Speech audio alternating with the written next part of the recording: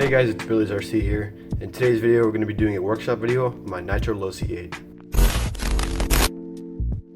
So just to give you guys some context for this video, I didn't catch this breakage on camera, but if you kind of look in the car, everything seems to be fine.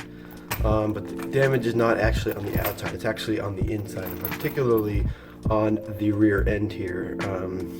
These ring and pinions, especially on the ready-to-run Losis, are infamous for stripping if you don't shim them right. So right here I have a brand new ring and pinion gear. This is a stock ring gear.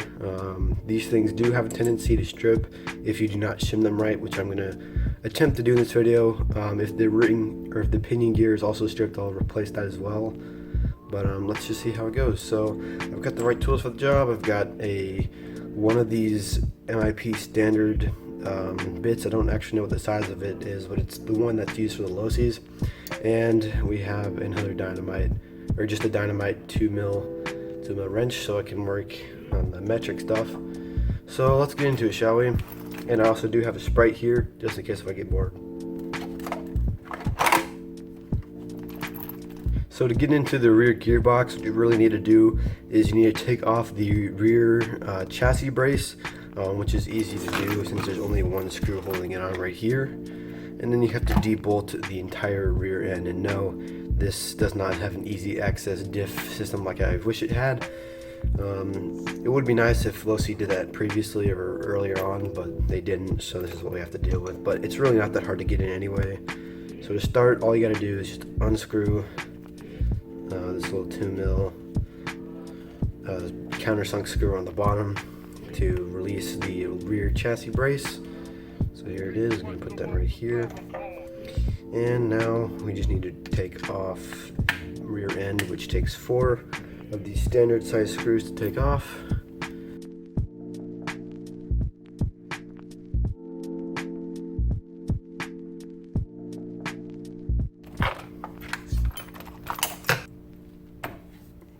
So here is the rear of the car, guys. As you guys can see, it just comes off with 4 screws, which is nice for maintenance. But if you are a competitive racer and you like to tune your diffs often, or if you do just like to check in with your differentials, you will need to go for something like an 8X, because that does have the easy access diffs and this one doesn't. So now to get into the actual differential part, you need to actually disconnect the sway bar mounts from the little plastic piece, and then just take off 4 screws on the back, and then you can just take this little cover right off and we'll be able to see the diff.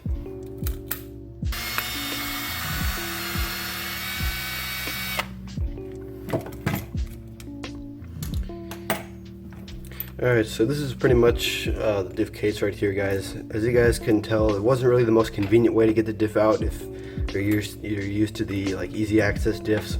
But if you're like me and you don't really get into your diffs too often, then it's not that bad. So as far as I can see, the pinion on the inside looks okay. It doesn't look that much, doesn't look like it was worn down a whole lot. It just looks like it was it actually looks like, it doesn't really look like it was worn down barely at all, actually. I might replace it, I might not, I don't know yet.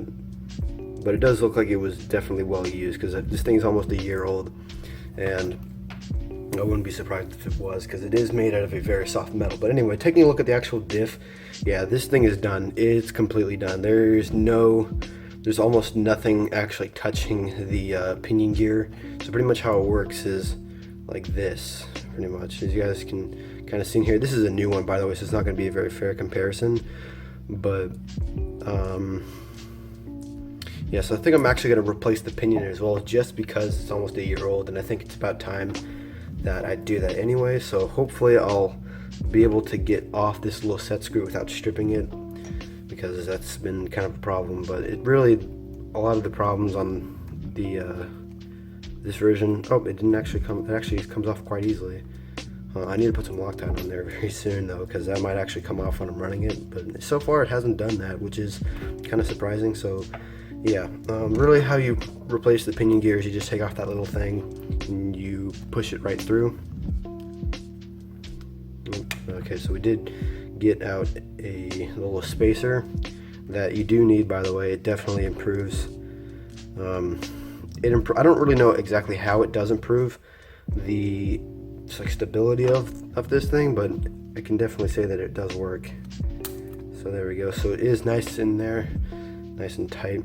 Obviously my hands are getting a little greasy, but you know, that's kind of a part of it. Whenever you get into the diffs, you're gonna get your hands are gonna get a little dirty. So comparing the two pinion gears, yeah, this one, the new one, is on the left, the old one is on the right. And as you guys can see, the one on the left has more coarse on it, I guess. I'm not even sure what they even how to say it, but that one definitely has more teeth, you know, surface area on it. So I'm gonna plop that in there, and I'm gonna screw this back on. But before I even do that, I'm actually gonna put some Loctite on it, just so I can be safe whenever I know I'm running it. I'm just gonna put a bit of blue on. A lot of people seem to use red, but I'm gonna put a lot of blue on there just to kind of compensate for, I don't know, because I remember I used to have this issue a little bit, but apparently this is a very well-known issue on the 8s. I just never really got it that much. So here's my Loctite, guys. This is just some off-brand stuff that I got through, what is it called, Harbor Freight once, but it does seem to work pretty well. It actually seems to work better than official thread lock or Loctite, whatever you want to call it. So I'm gonna put the actual grub screw or set screw, whatever you want to call it, on the tip of the bit right here and put some on. There we go. Very nice. I'm not gonna make that come into focus because that's gonna take forever because of how small it is, but it's all lined up on here. So putting that in. Okay, yeah, that's pretty good. I'm gonna let that sit for a couple days as well, just so I can be sure that it will hold on, you know, because I really don't get into the diffs a whole lot unless I absolutely have to, like this. So now to get off this original gear, what you need to do, well, first of all, you have to get off any other shims on this side first, if you want. So okay, I can already see that there's a diff shim on here. I did put some on the other side of it just to push the diff that way. So yeah, I think that's what I'm gonna do for this one. I'm gonna use it on the other side. So to get the diff off, or to get the ring gear off, all you have to do is just undo these 4 screws, pop it off, put a new one on. It's definitely easier, I would say, on the ready to runs versus the TLR kits, which is actually kind of weird, but they're not made out of this like indestructible material. But even then, the Team Losi Racing ones are not actually indestructible. I've tested them and they're not indestructible. I've actually, you know, stripped one, but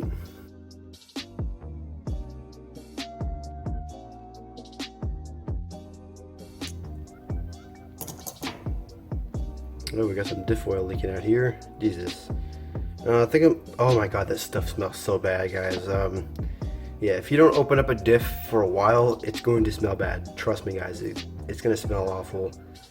Dear Lord, I'm going to probably refill that just a little bit. I don't know what comes stock in there, but I'm going to assume that it was something like 10,000.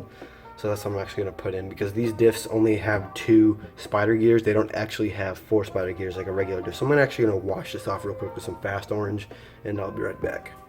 Actually, guys, coming back to the actual diff, I don't think it needs to be refilled with oil because it does look like it has plenty in there. Whenever I put in this piece, I'm definitely going to be wiping down this area afterwards just to make sure that I don't get, you know, just leave some of the chemicals on here, because sometimes some chemicals like diff oil won't really, it will kind of stain like this wood that I'm actually working on. And yes, this is real wood. It's not like a fake table or something, but yeah, so I mean, I'm glad that I actually found out about this problem, but you know, that does tend to happen on these ready to runs. For some reason, it hasn't happened to my electric buggy yet, which is kind of strange, because it's happened to like pretty much everything that I've owned ready to run except for my electric buggy. Ooh, shit. Okay, so yeah, as you guys can see, there's a lot more teeth depth on there. You guys can see there, definitely better than the old one. If you wanted to see, just do a quick comparison. Yeah, as you guys can see, this one was pretty worn down, so yeah. So now to rebuild it, I guess, you can just put this little lid over, making sure the holes line up, and then placing this on top of it, like so. Yes, so like that, and then putting in the 4 screws. And whenever you put in these 4 screws, you definitely want to do it a star pattern so you don't like tighten one side down more than the other.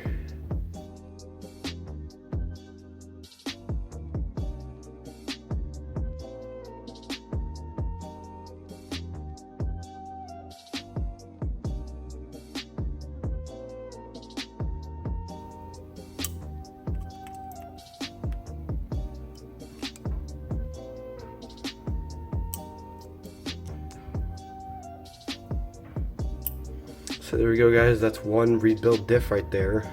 Kinda, it's just a ring gear really that I replaced. Kinda like a spur gear, but yeah. So yeah, the diff feels pretty much the same afterwards. I am going to shim, however, this side of the diff. There's a couple of shims right there already, but I'm going to add one, or actually, you know what, whenever I put it on, the gears felt like they were grinding against each other, just because they're so close. So I'm going to put just the one shim back on the other side. I'm sorry if I'm not getting this all in shot, guys. I just kind of want to make sure it actually gets on. But anyway, now that that's happened, we can just put this little piece back on. Or actually, I'm not sure how this went. Oh yes, that's right. This one goes on this, and then this one goes on here. Because whenever you put it in, it's gonna go like that. So yeah. So let's actually see how it meshes up and see if it's any good.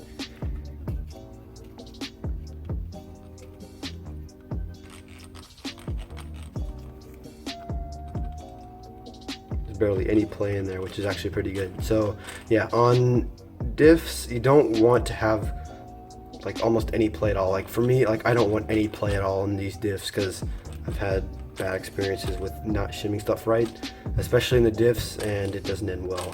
So yeah, especially on the Losis, because the design is kind of strange when they put the output cup on the the left side or the right side of it, whatever way you're looking at it. But yeah, it seems pretty good now, so I'm going to rebuild it.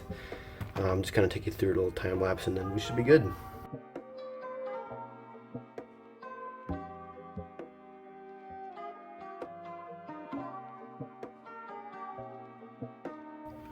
Alright, so pretty much it's rebuilt now. All I really need to do is just clip on the sway bar mounts, and then I'm going to rebuild it, this entire rear end to the car, and then reattach the actual chassis brace to the chassis, I guess, and the rear gearbox, and we should be good. So let's do that. Yeah, sorry guys about this camera movement.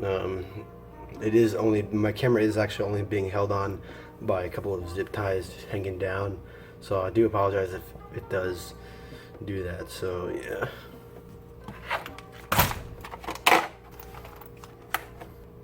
So there you guys have it. This is a 100% rebuilt Losi 8e, or I'm sorry, not Losi 8e, what am I saying? Losi 8 RTR. So now what I'm going to do, just for the video, well, I'll do for another video, actually I'm not going to do it now. I'll definitely take it running somewhere, or hopefully on the track, just so you guys can see that this thing is actually doing pretty well. So the shims feel pretty good on it. I just felt right now, before I cut the video, but yeah, it's gonna do fine now. I did thicken up the center diff, so it should get more power to the rear as well. So thanks for watching, guys, once again, and I will see you guys in the next video. Bye.